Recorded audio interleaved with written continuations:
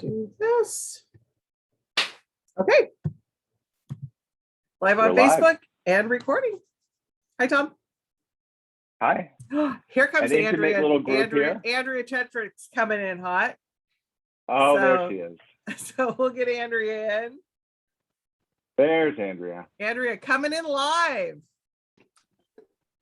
We'll see if her audio starts working in a second. Hi. Hi, you're live. You're live. You're coming in just in the nick of time there, lady.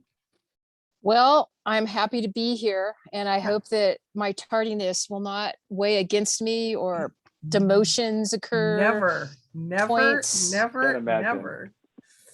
Points So subtracted, whatever. I know we were wondering if Gabe was going to show up. Maybe he always says he's like in the mood to take a nap, but then he comes on this. So we'll see if he's really taking a nap today. Maybe he's sleeping through tea time. Exactly. I have some great recommendations. Got some events to talk to everybody about. And this weekend was the San Diego Festival of Books. So it was all virtual this year, obviously. Next year, we're hoping to be live, but if anybody wants to go check out, I think the website's, I don't really know. I'll look it up. Amanda, you can look it up maybe and put it in the chat and let people know what the website is that you can go and check out. So they had some great authors this year, some really good authors. So there were some great interviews to look at. So, but we're going to give you some good book recommendations today. So it's going to go Tom, Amanda, and Andrea. So Tom, lead us off. All right. And so I was trying to decide at the last minute which books I would talk about. And I had a heavy book, a serious book. And I thought, no, we're 2 weeks away from Labor Day. We don't need that. We don't need that. We're publishing them. We're publishing them. They're out there. But I'm going to give you escape. Some of them are dark, don't get me wrong, but they're escapes. So the first book is For Your Own Good by Samantha Downing. So this is her third mystery thriller. There was My Lovely Wife first, and then He Started. I love her titles. Her titles are great. My Lovely Wife, which you can imagine is not, he's whoever's saying that is not describing his lovely wife in the way she should be. And then He Started It was the second one. And the new one is For Your Own Good. So it's, the main character is Teddy Crutcher. He teaches at Belmont Academy, which is just this highbrow, high-toned boarding school for the best and the brightest. And he's won Teacher of the Year. So he's beginning the new school year. And he really is, in his own mind, maybe his twisted mind, doing good of the students, for the good of the parents, for the good of the other teachers. But then slowly but surely, people start dying. There's a parent that dies. There's a teacher who dies. I won't tell you who else dies.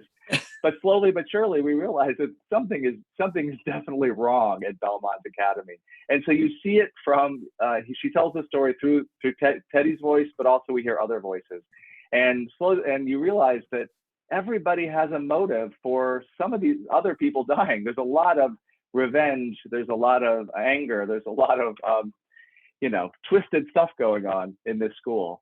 And she's just a master of plotting. Her books are, I only read the first one and this one, but they're hilarious in a very dark way. I mean, and deliciously entertaining. I was thinking as I read this one that it would be like, if it were on HBO, if this story were on HBO, I would be glued to it every single week. So it makes sense now. HBO Max, Robert Downey Jr.'s production company, has bought the rights. It will be on HBO eventually. But in the meantime, it's just a terrific thriller that, I highly recommend. For Your Own Good by Samantha Downing. I love it. Arlene's on here. It looks like, Arlene, you may have already read this from what I'm seeing in the comments here. She says she loved it. Oh, fun. So yeah. Fun. Thanks, Arlene. Great. And Arlene, our video's not stopping here, so I'm not sure if something's going on with yours or not. So hopefully it'll clear up and your signal will get better or something. So hopefully that it's coming in clear now for you, Arlene. So thank you. So Amanda, on to you.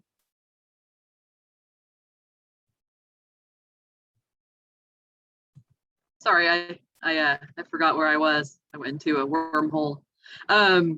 So I would like to talk about a new book that is a continuation of a series that I love very dearly. It was one of my favorite books last year, the first book in the series. I know what it is. Yeah, pretty predictable. So this book is Feral Creatures from Kira Jane Buxton. It's the second book after Hollow Kingdom. And what's cool about this book, among many other things, is that our narrator is a crow, and most of the characters will be animals in both of these books. So this is a post-apocalyptic world, and basically, for those of you who haven't read Hollow Kingdom yet, it's very funny, but it is an apocalypse story. It's kind of a zombie story. The little spoiler, technology was part of humanity's downfall. But in this, so there's a great quote from Helen MacDonald, the author of H is for Hawk and Vesper Flights. She says, "It's an adventure lit by strange myths, brand names, television and smartphone screens, a fable with teeth and claws about animals making new lives amidst the ruins of humanity." So in this continuation, ST, our narrator, which is short for something that it's not polite to say in good company, in polite company, he becomes a sort of father figure. And so that's this next leg of his journey is he's moved from kind of a adolescent kind of character to becoming someone who's responsible for another creature.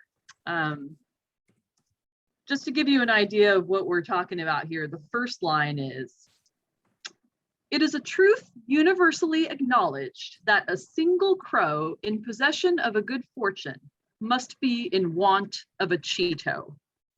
ST is obsessed with Cheetos. So a lot of surviving in this post-apocalyptic world concerns finding delicious foods, because ST has lived among humans for too long and is sort of pop culture obsessed, and obsessed with a lot of things that humans are obsessed with. So anyway, I'm waxing on, but ST is an everyman, even though he is a crow. And so these are really epic, funny, also beautifully written books. So that's Hollow Kingdom is the first one. It's out in paperback.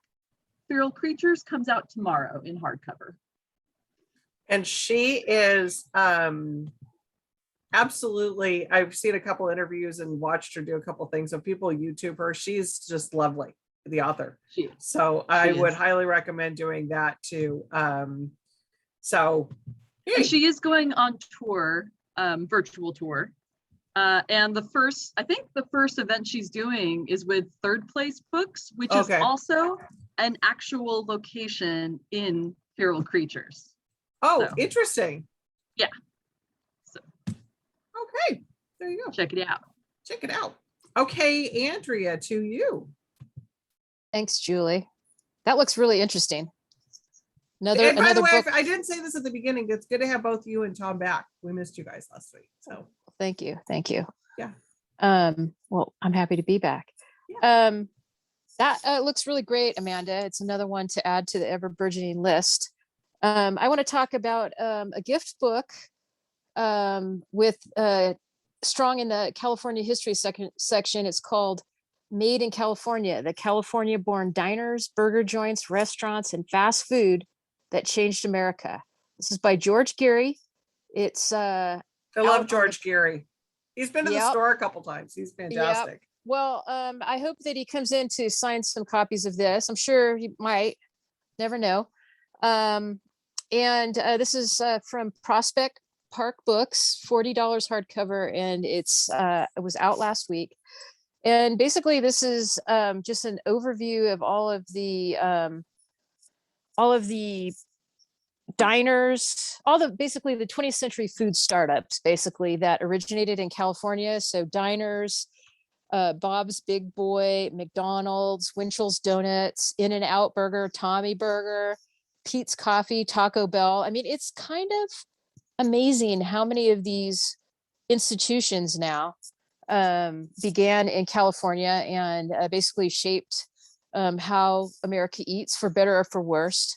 But this is just it's a fascinating history. And See's Candy, here's See's Candy right here. Love my favorite. Yes, Baskin Robbins is in here as well. But it's just, I really love like all of the sidebars and the great historical photos. So anybody who's interested in California history or California history in general, Chris and Pitt's barbecue. Holy cow, this is great. Okay, so it's going to take you back. Norm's restaurants. Oh my God, Norm's. Sure. Yeah, Norm's. So this is just, I think, a great gift book. I think it's going to do well through the holidays for sure. It's a great gift for anybody who's interested in California history and a little bit of nostalgia. It's a nostalgia look here. And I think it's gonna be a winner at Vroman's. It's made in California, the California born diners, burger joints, restaurants, and fast food that changed America. Love it. $40 hardcover from George Geary. I think that book has my That is so brother-in-law's much name fun. written all over it for a Christmas present. So Oh yeah, look, We all here it know is. people. Randy's Randy's, Donuts up here. there you go. Yep, I remember driving by that. I mean, I grew up in LA, so that is, Yeah. There's lots Yeah. of those places that were the old stomping ground. Yep. That shows you how old I am too. That I remember some of those places. Some of them still have those. They're Yeah. still around. Some of them are still there. Yeah. Yeah, the iconic signs. If the joint is gone, the iconic sign is still there. A lot of that, exactly. You know? Yeah. Yep. So Tommy Burger is up in LA. Rampart. That's Oh yeah. nothing better than we all have stories about late nights at Tommy Burgers. Tommy's. Absolutely. Even I We do, might yeah. not remember all of those stories. But we all have been there on a late night. And Tino, I wonder if Tino's Tacos is in there. That's another great one. I don't know. I'll look in the index in between pitches. Yeah, there we go. All right, Tom, what do you got for us? All right. So my next book is new in paperback, or actually, yeah, I think it's new in paperback tomorrow. Daisy Johnson's Sisters, which is a really dark book, but I found it to be a really compelling, fast read. So, and she's very young. I don't know how old she is, but she's very young. Her first book, Everything Under, was published by Grey Wolf, and that was shortlisted for the Booker Prize.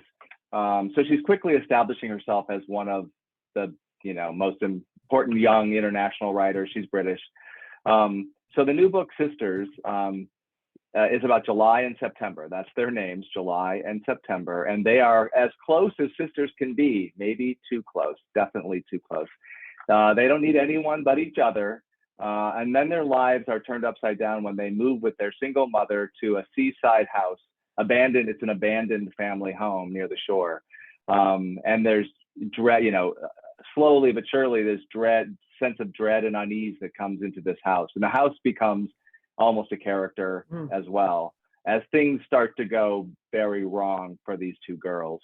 So critics love her. They called her writing the New Yorker called it entrancing, and New York Times Book Review a force of nature. Celeste Ng called the book weird and wild and wonderfully unsettling, which I think pretty much captures what it is. The New York Times also compared her to like early Ian McEwan. So if you like that sense of macabre that McEwan always brings, especially in the early work, you'll like Sisters. So I think Ian McEwan, readers of Ian McEwan, even Otessa Moshfegh would like this book, and it definitely gave me Shirley Jackson vibes. So it's if you're up for something dark and sinister but really well written by a really brilliant young writer, Sisters by Daisy Johnson. Love it. Tom, last week I dug up my copy because I did have a copy of Godspeed. And so you're bringing me all my dark stuff. I gotta go because I think I have a copy of this one up there too. So yeah, my picks are made for you this week, Julie. All dark. I know. Not the next one. Okay. The first one might be a little too light, but that's okay. Darcy. Yeah, hello, Darcy. I see you out. I see you commented on that. I was going to talk about, you said that you can't wait for Louise Penny's The Madness of Crowds to come out tomorrow. Oh, yeah. And I was going to do this at the end, but I'll do it here in the middle. We're actually hosting Louise on Wednesday at 5. So anybody who has interested in seeing her, she's always a great conversation. We had the pleasure of hosting her live, I think in 2019. Which was fantastic. And now we're going to do a virtual event with her on Wednesday. So yes, excited about that very much so, Darcy. So thanks for bringing that up. I love it. Okay, Amanda, what do you have next? What's nice too about our Louise Penny event is that a portion of the ticket sales will go to a really good cause, the George G. Glenner Alzheimer's Family Centers, just to mention. I think that's really cool that Louise Penny is doing that. This, I just started, but it's so beautifully written. This is The Archer by Shruti Swami. She's known for her first book was a collection of short stories called A House is a Body. And this takes place in India in the 60s and 70s.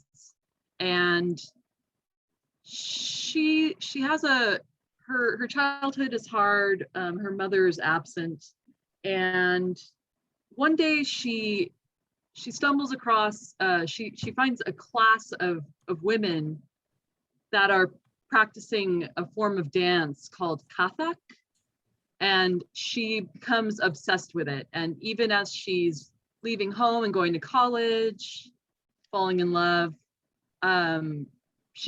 it takes over her life, this very strict practice of dance. And so this is a story of a woman who is finding her way and trying to hold on to her life in this art, but also trying to navigate what's expected of her. So it's an old story, but the writing is so beautiful.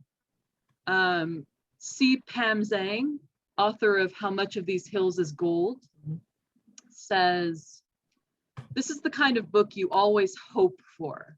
Lush and sensual, tasted and felt, with striking images that play out like film behind the eyes. Swami evokes an India that resists flat stereotype and teems with exuberance, beauty, and life." She did an event. She was an In Conversation partner for an event we did, I think last year, and she was delightful. So I'm really excited to see how her debut novel does in the world.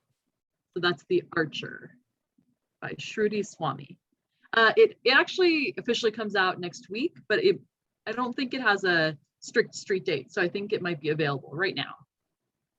What event did she do with us? She was in conversation with Oh no, that's not it. That's what you remember. No, never mind. We'll find out. We'll figure it out. I can't remember. Yeah. We only did about 200 virtual events, so it's not like right. I don't know how you keep track of any of them. There's so many. I know it's not like we didn't do a few of these, but and usually I'm pretty good at remembering. But go ahead. Catherine Seligman. Oh, that's right. Yes. That was a good conversation. That was a really good conversation. The edge of the hate. Yeah, The Edge of the Hate. Yeah, that was really good. Yeah, I didn't put together that she was the author of that for whatever reason. So yeah, yay. All right, Andrea, what's your next pick? Well, I usually, as you may know, choose titles that are for sure in the store that I know that Warwick's intrepid buyer, Adrienne Newell, has brought into the store. But this time I'm wavering from that commitment because I have a book that I love and it's getting a lot of great attention. It just had a recent profile in the LA Times. and the author and the book. And I just feel like I want to do this for folks who would like to put in some special requests for this. Yes. This is Rude Talk in Athens, and I think I hear some yipping. And I think So- Amanda talked about it. Amanda, did you talk about it last week? It's fantastic. Did you talk about it last week? I did. Yeah. Okay, great. She's a huge Wow, fan. so much love. Okay, yeah, great. This is a fantastic book. It's by Mark Haskell Smith, a homegrown writer living in SoCal. And this is from Unnamed Press. And his very talented daughter, Olivia Taylor Smith, is the acquiring editor of this book. So it's a family affair.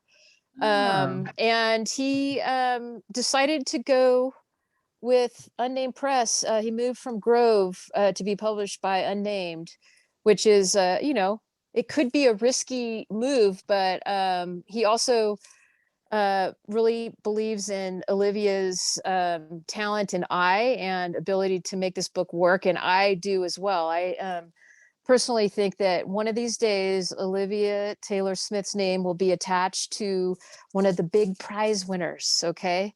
That is like, write that down. Mark my words. That You is a heard it here prediction. first. Yeah. So you see Unnamed Press. Take a second look at that book. So Rude Talk in Athens, Ancient Rivals, The Birth of Comedy and a Writer's Journey through Greece, basically is just a brilliant look from a comic writer, just taking a look at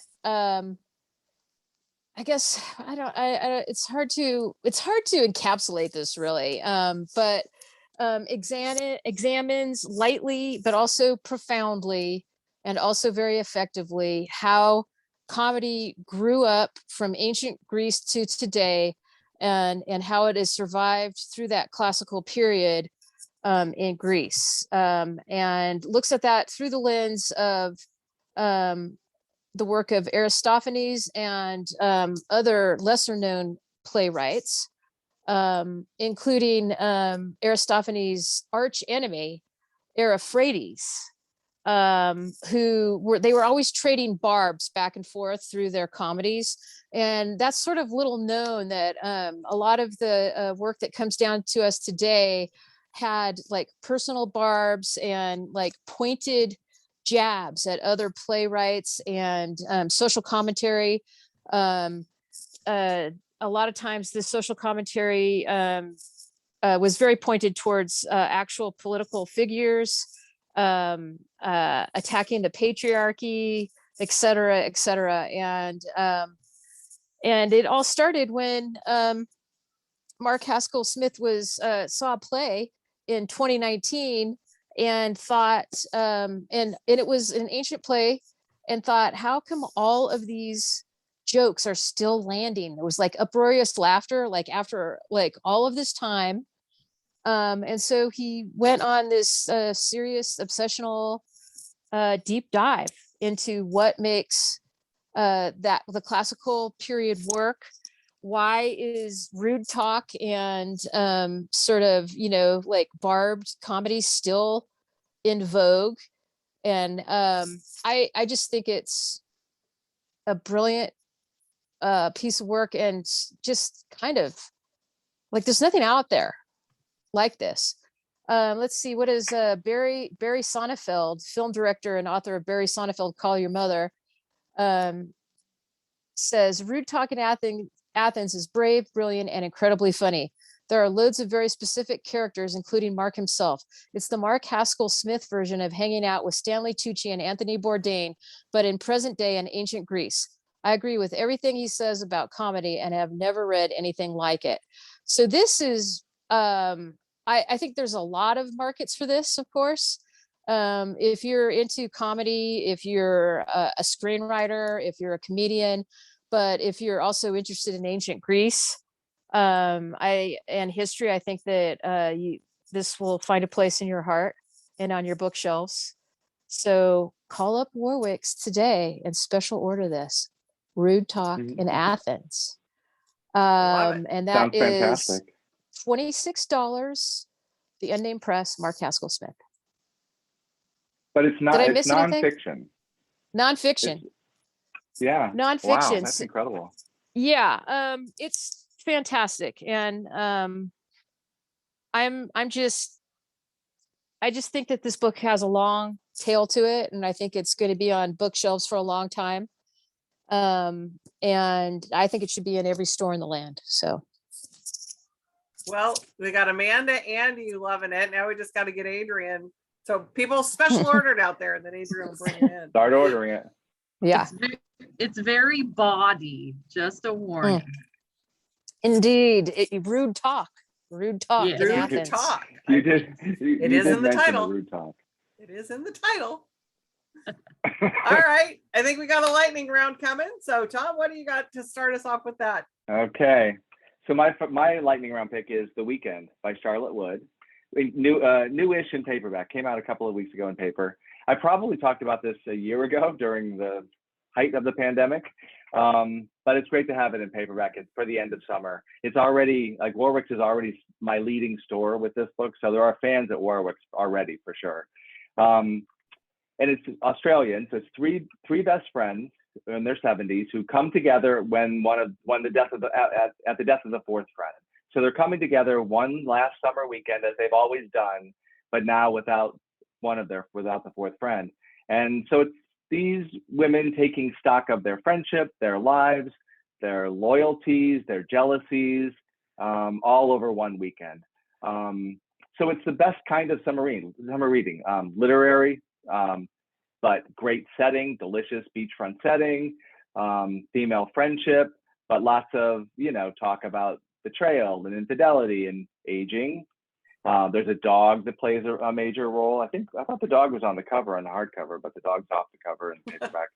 And there's a little bit of Australian real estate porn in there as well, because there's lots of, beautiful descriptions of the houses. And it's the characters that really stick with you there. Jude, Wendy, and Adele. They all have rich interior lives. They feel like real people. The book won a ton of awards in Australia. And I think in a way, there is a reason it's very different than, Julie, I'm drawing a blank on our big Riverhead bestseller right now. The Paper Palace. Paper Palace, yeah. I think if you like the Paper Palace, I think there is reason to think you will like The Weekend. Not only the beach setting and it's definitely different characters at a very different stage of their lives than the characters in Paper Palace, but it's the same editor at Riverhead, Sarah McGrath. So she has an eye, she has an eye for the kind of books that appeal to her. And so I think that's another reason to recommend The Weekend. If you like Paper Palace, try The Weekend out in paper. I like it. And I like them when there's some older characters, us who are getting older. Yeah, I like it too. I like it too. For us ladies, especially who are getting older. Love those older protagonists.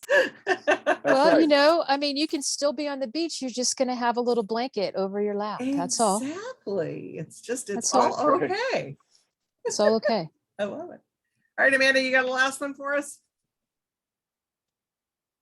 I want to mention this comes out in 2 weeks, but you can pre-order it now. I don't have the finished cover, but it's Lauren Groff's newest. I'm sure we'll hear more from Tom about it. Tom's got a cover, I think. Yeah, it's a gorgeous cover. So this is her first book since Fates and Furies. It is historical fiction. It's the story of, there it is. Yeah, there's that. Show us that cover, Tom. There we go. It's so beautiful. Yeah, it doesn't quite come across on screen that it does in person. It's a really good cover in person. It's really spectacular in person. Yeah, it sort of washes out on screen. But on screen, yeah. Ooh, look at that! Did they do gold foil on the top around? No. Oh, okay. Must have been a figment of my imagination. Right. Would have been nice. But so. Sorry to interrupt you, Amanda. I know. Sorry, no. Yeah, medieval times, right, Mhm. Tom? I'm not sure exactly what. Yeah. 1200, But 1200, 1242, 1200 is. 1260, somewhere around Right. there. yeah, and a young woman is cast out of court and she's sent to an abbey in England. And I'm not going to say too much about it, but I will read a very good quote from Britt Bennett of the Vanishing Half fame. Both epic and intimate, this sweeping novel explores questions of female ambition, creativity, and passion with electrifying prose and sparkling wit. A propulsive, captivating read. I love this character, and I love the voice. So just have that on your radar. It comes out September 7th, I think. That's right. Yeah. I can't believe that's only 2 weeks away, but I it's know. only I 2 weeks away. know. You'll be hearing a lot So about I will be talking more about it. The world will be talking Exactly. more about it once we get at September 7th. this is one of those. Definitely, it's time. Yeah, it's time to pre-order some of these big fall books. This will be definitely one of those just monster fall books. And the good thing about the pre-order is that you do it, and then a few days after the release, something shows up at your door, and it's like, oh, you didn't even have to think about it. Just like shows up. Right. Love the. And in the meantime, you'll be reading reviews. You'll be hearing buzz. You'll be like, oh, that's coming. I'm getting that. I'm ahead of the curve. I'm ahead of the curve. You heard it here first. Yeah. No, and there will be a lot of buzz around that book. So. Yeah. Cool. Awesome. All right, Andrea, you close us out here, lady. All right. I want to talk about Clavis Press's Super Animals, the largest. This is the third in a series from them, the Super Animals series. So it's nice big format for kids to, stretch out and take a look at everything. And there's 9 large animals that are featured here, and they don't necessarily have to be the largest in their class. They could have the tallest legs or the tallest neck, something like that. It's just really well done. The as usual, here's the Komodo dragon page. Look at that. Awesome. So the art's really amazing. And I just, it's just one of those books that gives a lot of great information and has some really cool little features for the kids to learn more about the animals that that are talked about here. Here's a huge super giant squid. A little scary. But this book is beautiful. It's 1995 hardcover. It came out on August 10th. And that's from Clavis Press, and it's by Raina Oliver. And Clavis is a European publisher that we represent here in the States, and they're from Belgium. So love it. Love their stuff. Love their kids' books. I love your kids' book selections too. They're always the best. Well, thank you. I try to, pick out some a little bit off the beaten track a little bit. Yeah. All right, I'm going to share my screen real quick because I can't not talk about events. So here we have what's happening on what I mentioned earlier, what's happening on Wednesday, Louise Penny. So come in and see that. We got Steven Pinker in September, Emil Tolles in October. So yay. So get your tickets for that. But this week we've got a couple interesting ones. Georgie Blaylock will be with us tomorrow talking about The Last Debutantes. And David Phillips will be talking to us about Alpha. This is the story of the local San Diego, why can't I think of his name right now? Gallagher was his last name. And Navy SEAL. Is it Eddie Gallagher? Eddie Gallagher, yes. So this is a look at Eddie Gallagher's story. So I think that's going to be a super interesting conversation. And he's going to be in conversation with Coronado resident Brad Willis, who is a journalist, and the Coronado Library is helping us bring this event to you as well. So hop in and check us out. We'll be here live on Facebook. You can register and go to Zoom or come in here on Facebook and see us too. And then, we just got a lot of fun stuff coming up. Going to keep doing our, I loved him, Peter Heller. Peter was one of the events that we had that was almost the last one of the last events that we had before the shutdown, and he was just like, he was traveling around, so he wasn't getting a lot of the news. And it's like, Peter, I think you probably need to go home. I think we're like, I think this is done now. So it's kind of interesting. You saved Peter Heller's life. Yeah, I was just like, he was like, what are you guys talking about? I was like, well, I don't know if we want to get too close and blah, blah, blah. And he's just like, what do you mean? What is going on? It's like, look at the news here a little bit. There's some bad stuff going on. So, and was that for the book right before? Was that The River, or what was it called? Yes. No, paint. Oh, was it something after that? I think it was something after that. I think. I don't know. Maybe it was. Sorry. I don't know. The guide. The guide. The No. guide. Yes. But I think it is a loose follow-up to the. No, the River. guide is this one. Oh yeah. Oh, The one that we you were talking hosted him about for. The one that we event. hosted him for last year Oh yeah. was the paperback. And the guide is. The guide is the new one. Yeah. Sorry. The guide's a new one, Yeah. and I love Peter Heller. I should remember these books. Me too. But Me too. great. And I'm hosting him, and I hosted him. I should remember. So there you go. But anyways, so that is some great recommendations for this week. Happy reading, everybody. We will see you next Monday at the same time, same bad channel. So cheers. I want to have my drink. Thank you. Cheers. Good. See you, everybody. Happy to be back.